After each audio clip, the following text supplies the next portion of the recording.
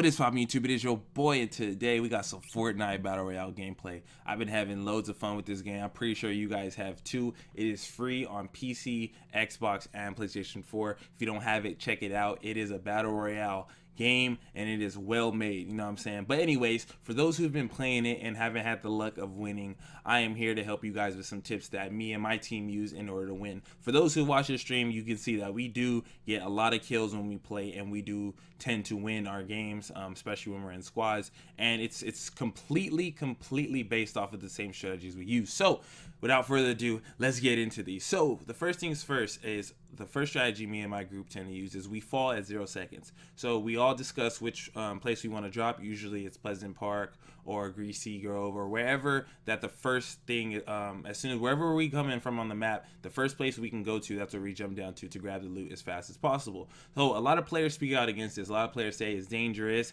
and that it's more risky to do that, which it is. But if you get comfortable with the game and you're comfortable with the gameplay and how to shoot and stuff, when it comes to jumping out first, you are more at an advantage because more people are conservative and they rather play safe to survive, so they kind of tend to jump towards the middle of the map, and that's where they think the circle is always going to be, especially if you come into a game where there's a bunch of newer players and they just think, okay, if I'm in the middle of the circle, I'm safe. So falling at 0 seconds is a big advantage for those who are who consider themselves skilled at the game and able to take out teams, because it allows you to use your strategy of where the items are to get the advantage over the people who don't have items. So when you fall on the first city at 0 seconds, make sure that you land on a roof to get a chest, because the chests are going to give you the best items outside the supply drop, and that's what's going to help you take over whatever team landed with you. So you got to make sure that you land ASAP on a rooftop, because that's where the chests are, or go downstairs into the basements. That's another place where they are. So another problem that people have is that they don't use the sound. So hearing footsteps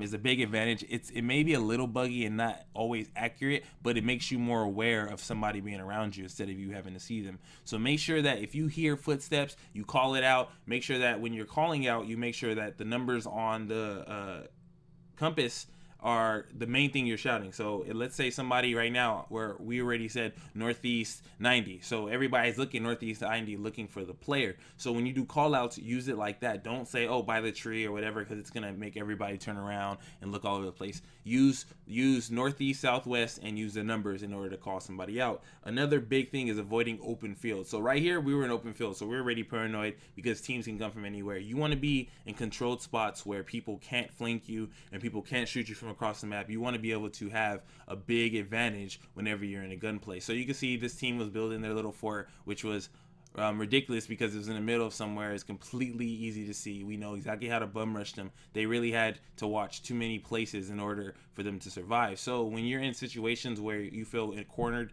you gotta at least have something protecting your backside or your blind spot, or it's going to be an issue.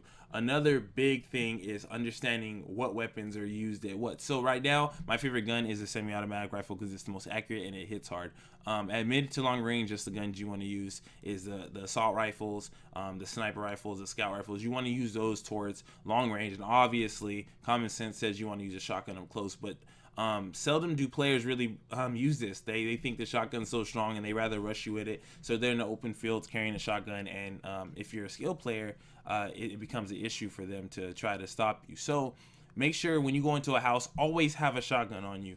I don't care even if you hate shotguns, always have a shotgun on you to make those finishing kills. You can see I did a nice little baby trick shot, 360 phase, jump over his little barrier to kill him. But always have a shotgun for when you're entering buildings or you're in close quarters, or if you have a fort up and you're defending it, make sure you always have a gun for every situation. So I prefer, my setup is usually I always have either a scout rifle and a semi-automatic with a shotgun, or if I feel like I'm being more casual, I'll just have like a shotgun and a scope rifle. However you want to have your mix up, make sure you don't leave shotguns around because they are useful, and you got to be able to understand the range in this game.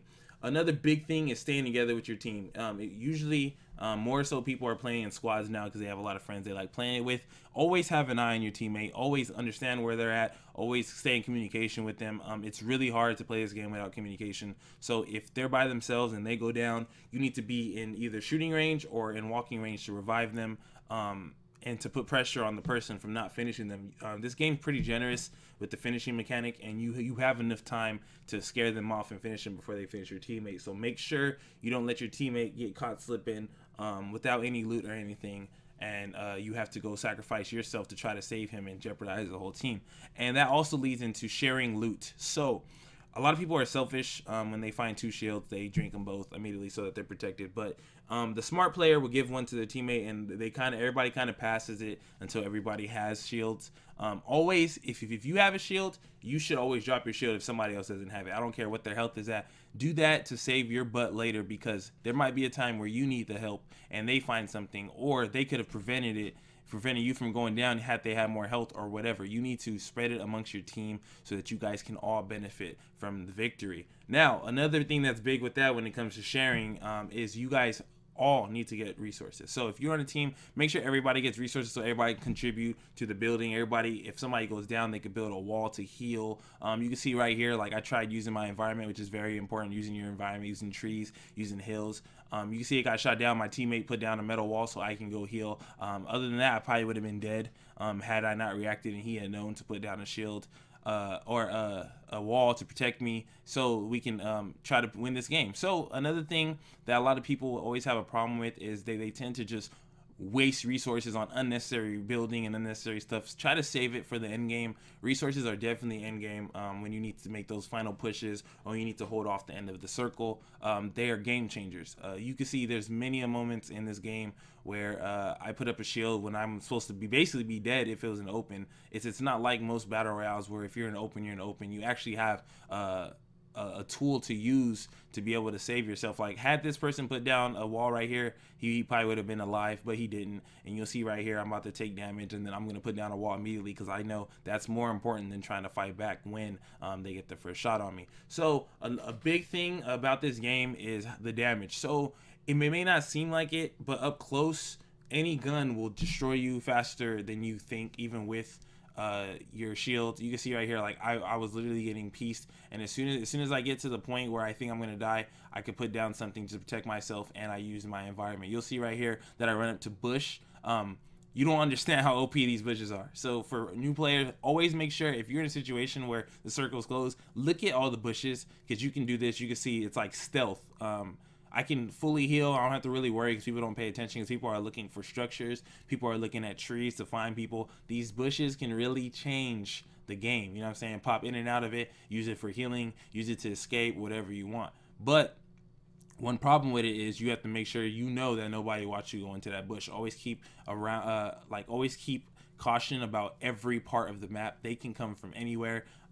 More than likely, if you are going to come across somebody, make sure, like I said, when you use your environment, make sure you're at an angle where even if somebody was to push, you would have the advantage. Don't ever try to challenge somebody from low ground. I don't care what weapon you have. It's just not safe.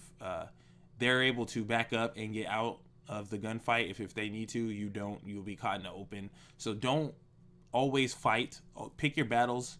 Be smart about it. Utilize everything I told you guys. Utilize the resources. Utilize the environment. Utilize the range of your weapons. Utilize the crouch shooting. Utilize all these things in order for you to be successful playing Fortnite, because it's not a hard game to win if you pay attention to the simple things. Like just like pretty much everything I've told you guys today.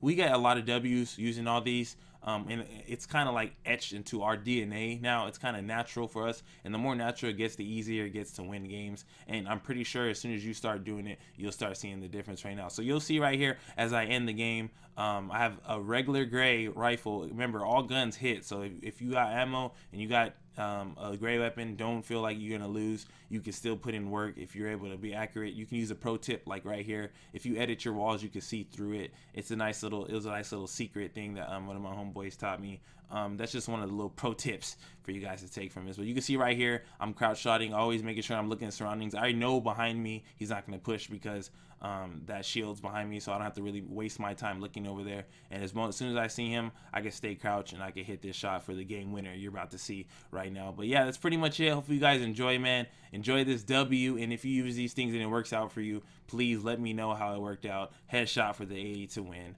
Your boy is out.